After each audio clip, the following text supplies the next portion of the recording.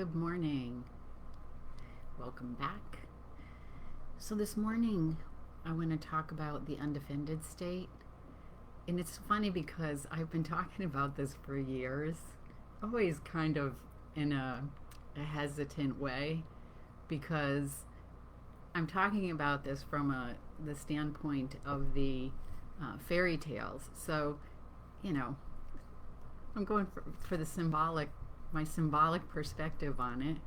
And, there's no clear guarantee. And then the other day, I heard somebody talking about A Course in Miracles, and they said something to this effect. So I looked up the quote, and this is what it says: God rests with you in quiet, undefended, and wholly undefending. For in this quiet state alone is strength and power. Here can no weakness enter, for here is no attack and therefore no illusions. Love rests in certainty, only uncertainty can be defensive. So that really fits with what I see in the fairy tales. And so I felt somewhat heartened that I wasn't that off track. And so I thought we'd look at Rapunzel mainly and a little bit of Cinderella, because they describe, of course, step by step what the processes are that they went through in order, and they're both a little bit different, in order to get to this state of surrender. So in Rapunzel, at the beginning, the couple can't have a child.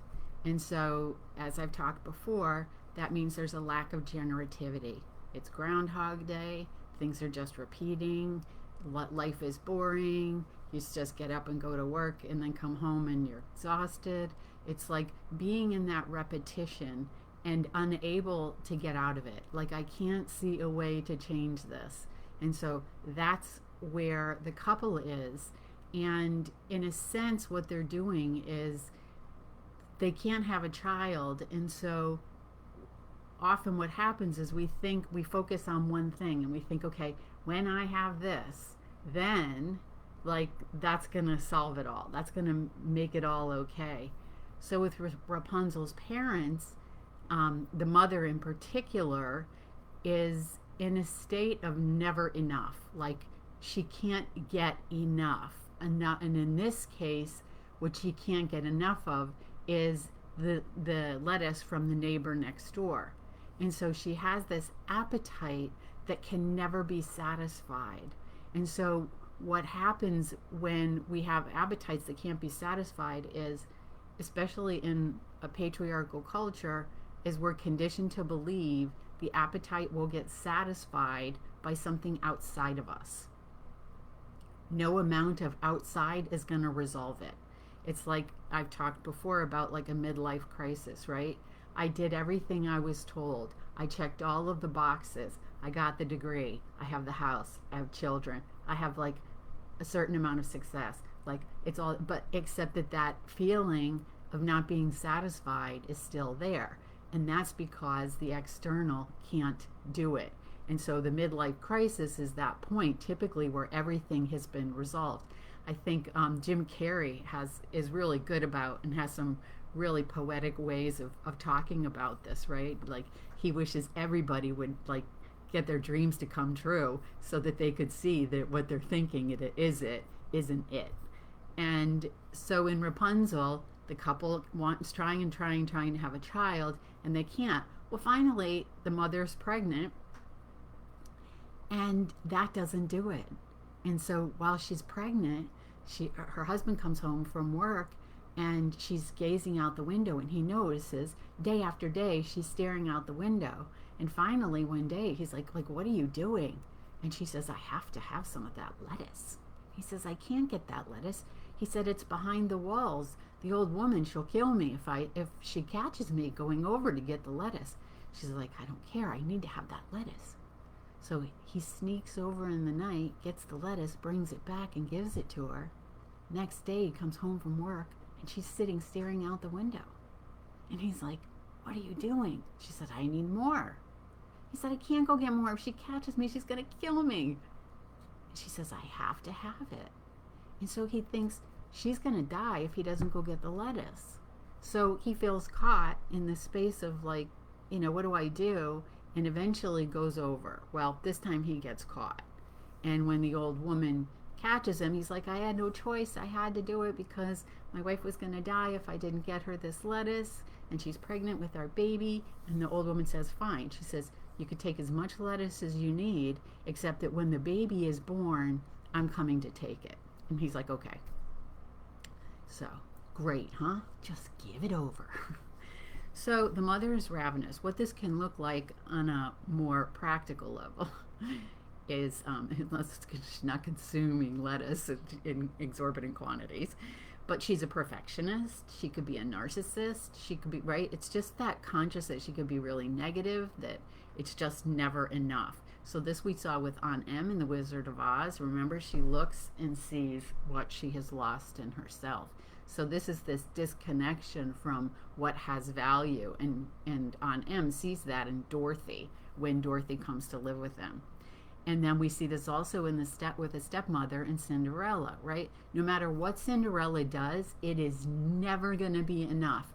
And she keeps meeting the requirements of the stepmother in order to get to go to the ball, and her stepmother just keeps coming up with new things until eventually Cinderella realizes, yeah, this isn't going to go anywhere.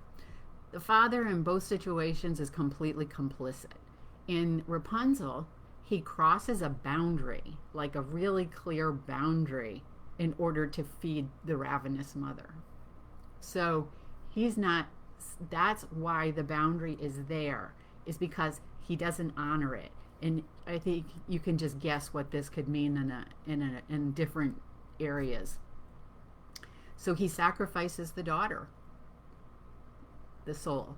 He just lets that go in order to feed the mother's insatiable hunger.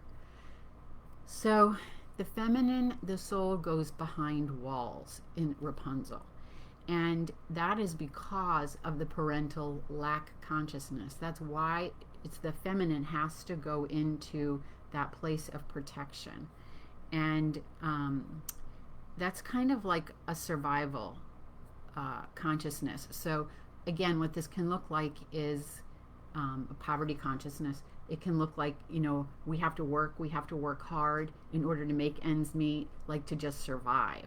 And so typically what happens in that situation, which I've talked about before in terms of Wizard of Oz, is that there's this excess of energy in the masculine sense. So there's this excess of doing in order to try and get their needs met, right? But if it's never enough, if it's never enough work or never enough money or never enough of anything, then there's never that satisfaction.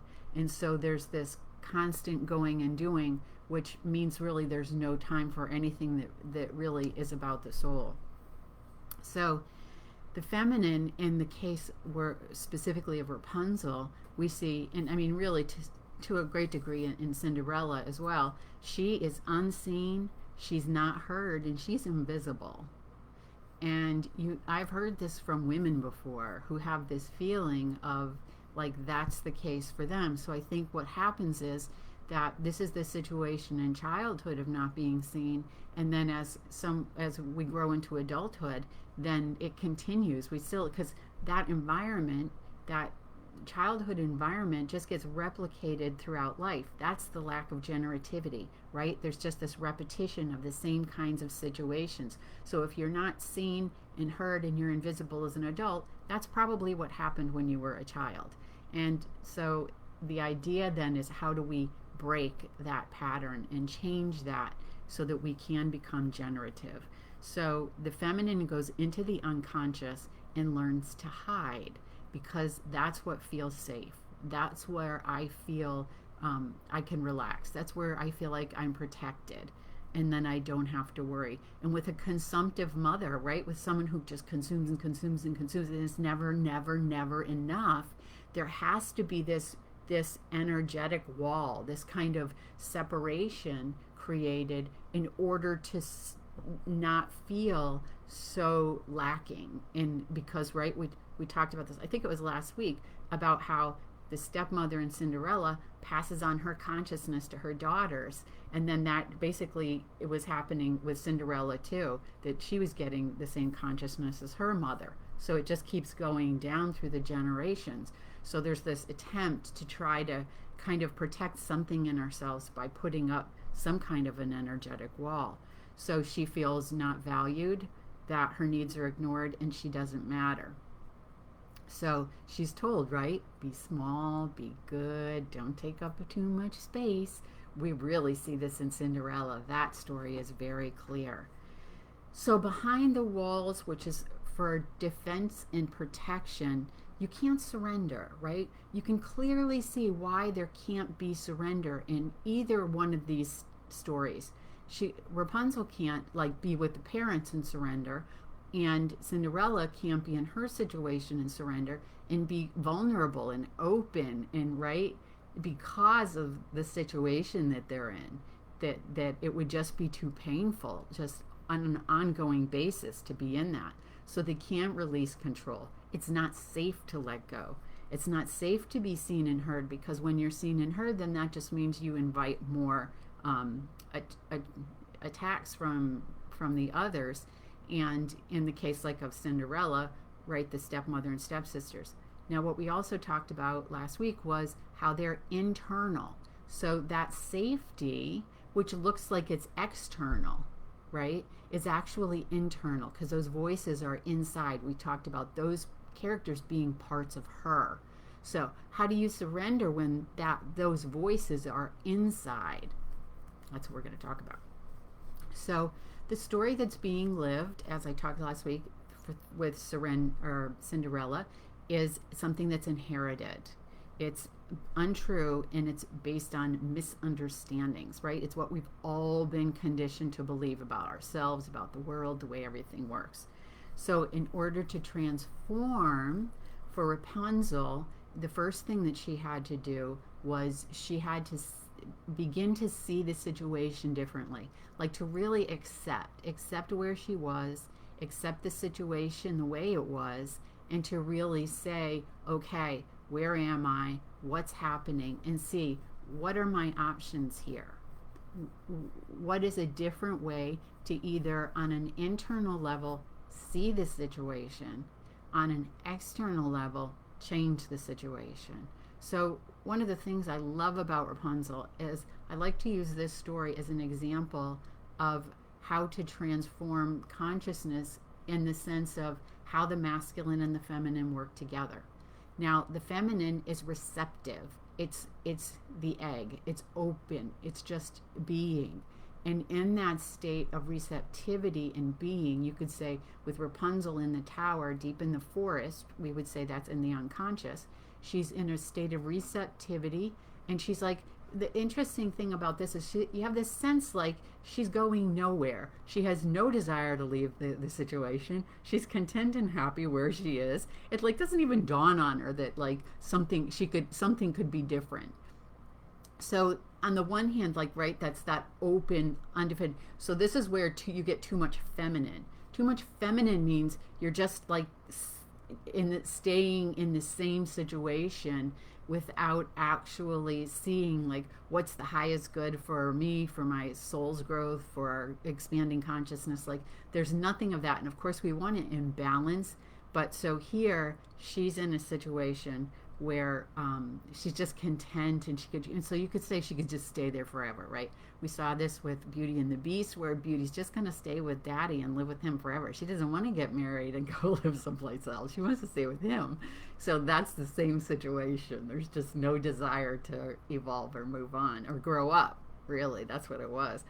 So she is in that state of openness in being. So in a negative sense, she gets stuck there. In a positive sense, she's in this place of being and receptivity, and that is where the egg, the sperm comes. The sperm comes, which is the thought. The thought comes and says, oh, there's another way. There's something else that's available to me. There's something else that's possible here. And that is why the prince shows up. And the prince shows up because she, on an internal level, has realized, okay, I don't have to stay in this situation of hiding. I don't have to stay in this situation of isolated and alone. Like, I can actually leave this situation. And so he arrives on the scene because she receives the intuition about that.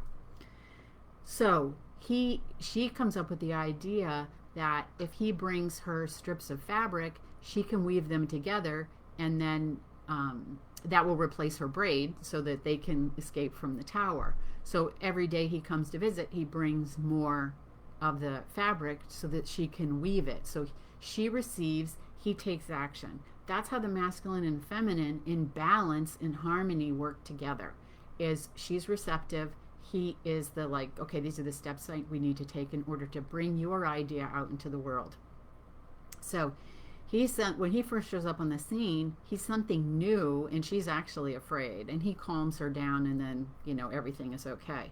So she and he together take these baby steps to work towards a new direction. And that's really the way to do it, because what happens when we begin to step out of the conditioning is it triggers the fears, it triggers whatever has kept her in that place of not going forward.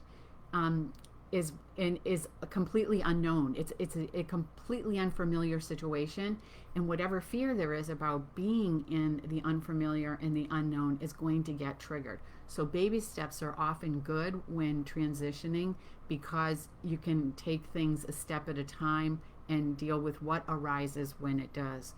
So as I said before with Cinderella, she realizes she's never going to be enough for the stepmother's never going to let her out. So really, this echoes the situation of Rapunzel in the tower, right? With this particular dynamic, that you're never enough. You're never going to come out of hiding. You're never going to be good enough. Like, that's what's happening with the stepmother on the scene. She's always going to say, yeah, we can't change this. So in a way, she's a protective mechanism. In a way, the same as the old woman is with Rapunzel. They're not like negative, they're not bad actors. They're really protective aspects of the psyche, to say, like, that's not safe to be out there. You need to stay in here where it's safe.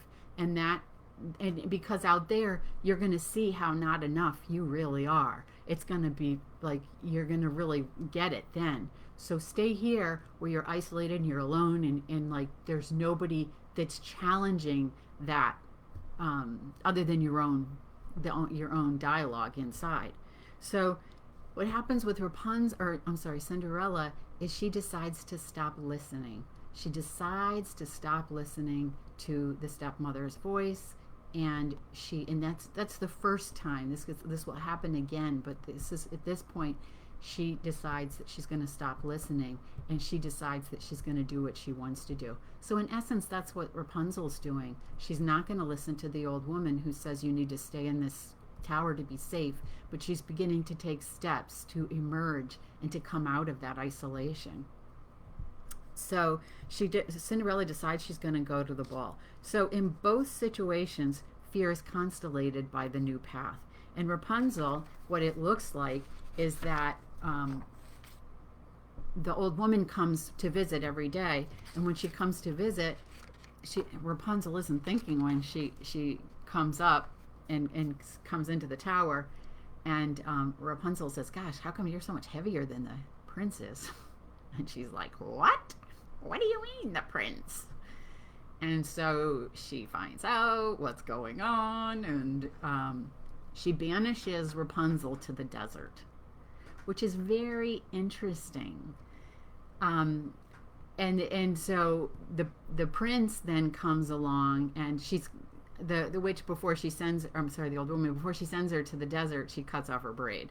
So when the prince comes and says, Rapunzel, let down your hair, the witch is inside, and she throws the I've done this before. I can't remember if she's an old woman or a witch in this story, but she throws the braid down, and the prince climbs up and sees the old woman there, and he's like, where's Rapunzel? And she said, she's gone. I've gotten rid of her. You're never going to see her again. So the prince, completely distraught, leaps to his death, but he doesn't die. He lands on a bramble bush, but the bramble scratches his eyes and he's blind now.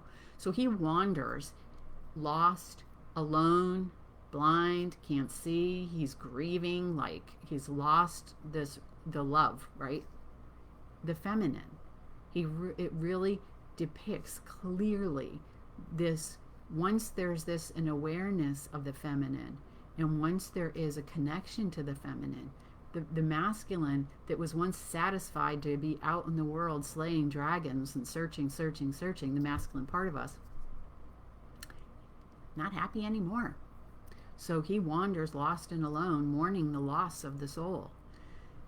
In a way, it's interesting if you look at it from the perspective of the culture, because the feminine has been in the unconscious for long time, thousands of years. And once the masculine realizes, like especially in ourselves, once we come to realize and see that that part of us has been overlooked for so long, we didn't know, but once it starts to come back online, there can be grief at having repressed, suppressed, rejected parts of ourselves for our lifetimes, but knowing that it's gone back much further. And then seeing the effects of that on mothers, grandmothers, sisters, like seeing how that has affected all of them. That's how we get a stepmother. That's how we get a ravenous mother. That's how come we have Aunt Em in The Wizard of Oz the way that she is because of that loss of feminine for so long. So,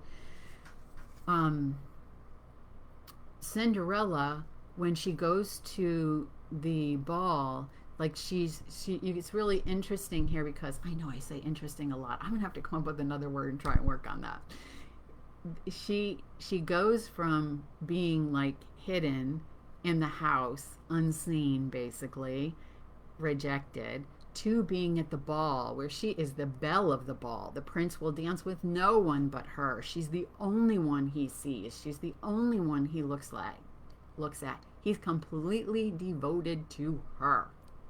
On the one hand, that represents like being committed to one thing and not dispersing energies all over the place when you're stepping out of this place.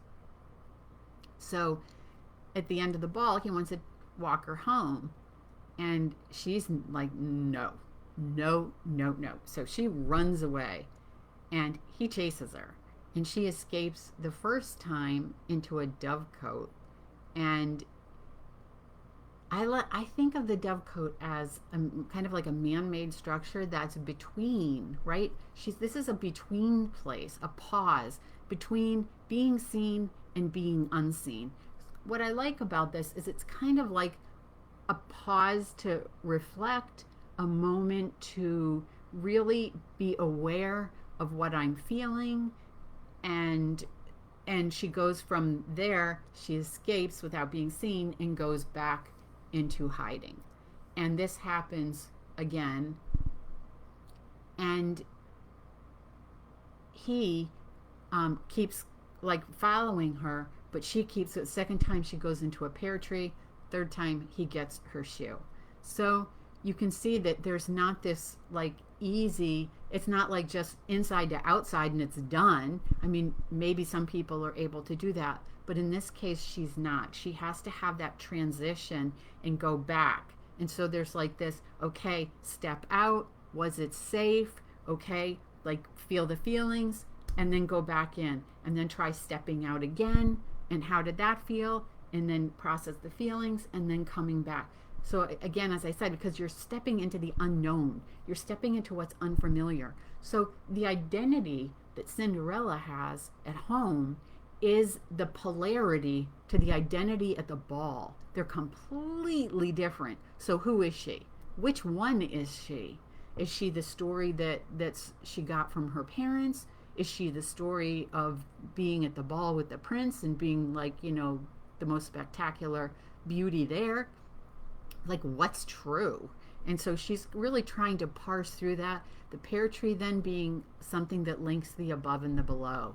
So she's really discerning, like, and trying to understand the different aspects of herself. So in the desert, Rapunzel is alone. So now she's completely and totally walked away from her family and from the story.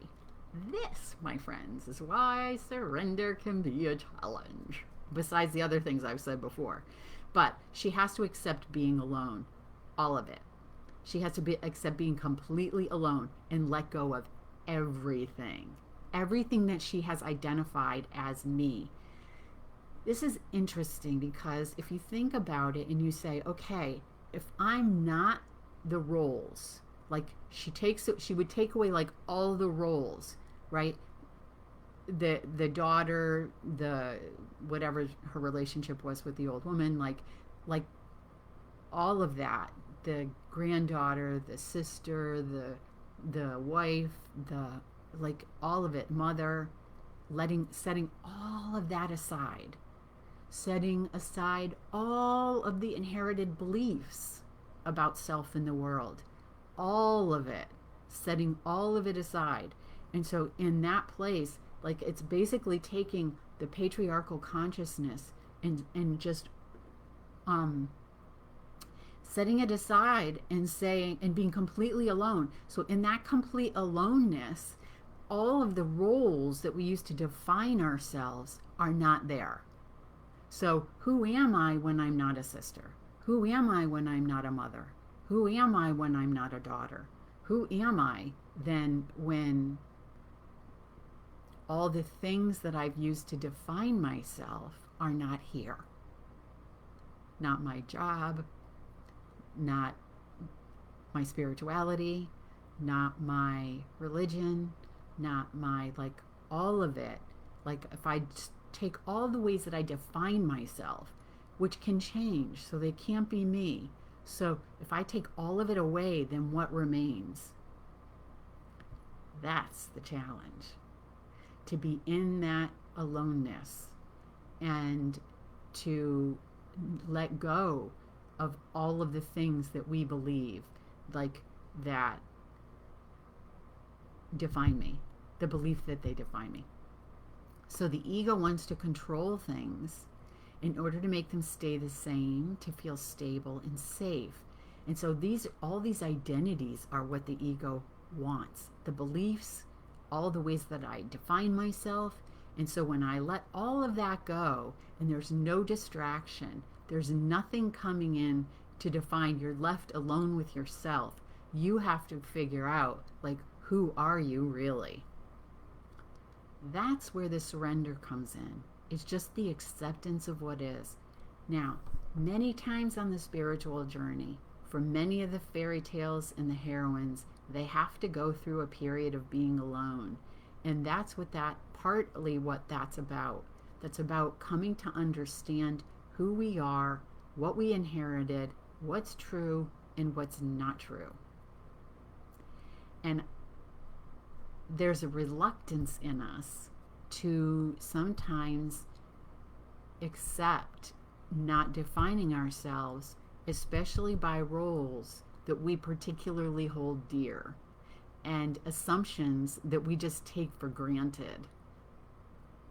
So if I assume that I am a daughter or a mother, let's say, if I'm the soul, then I'm not defined by those roles, because although I may play those roles, they're not me. And technically, my mother didn't give birth. My mother gave birth to me, essentially, gave birth to this body, not me.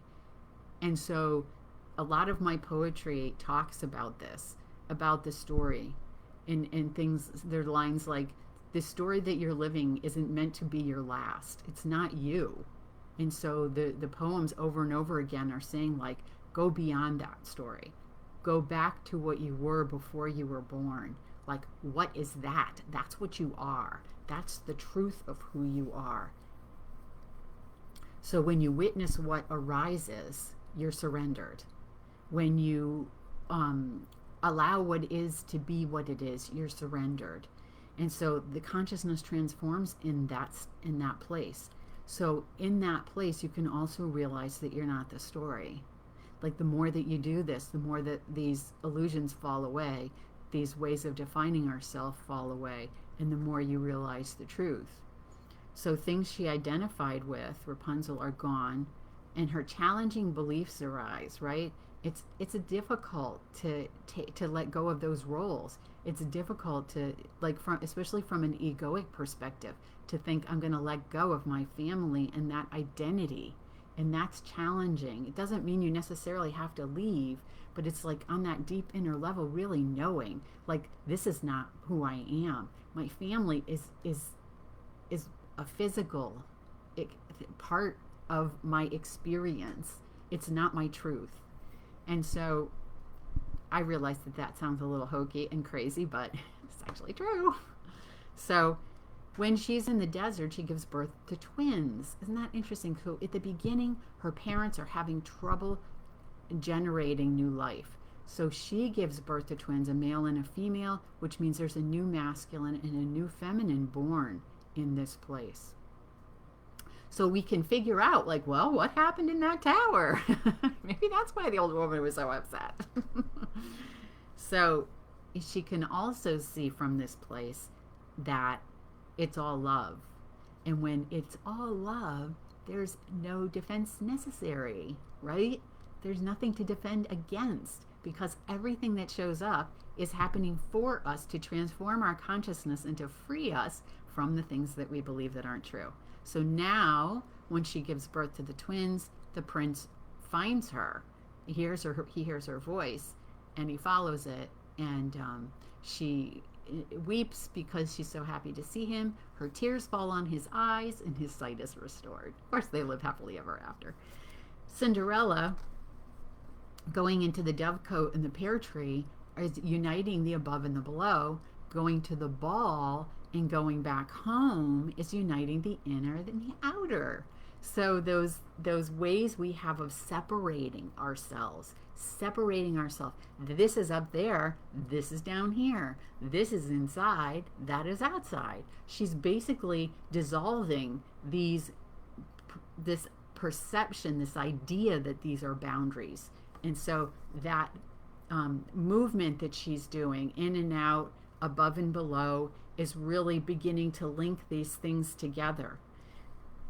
So she's discovering these deeper truths, and then it's not just about realization, but also embodiment. So she's retraining her body to safety, which she didn't feel in her home. But, like, is it safe for me to be out in the world and shine my light?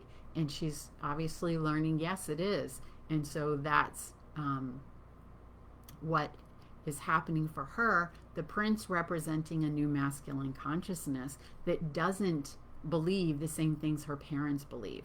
So she's changing, and he represents the new, and they are basically challenging the old ways of thinking and the old beliefs.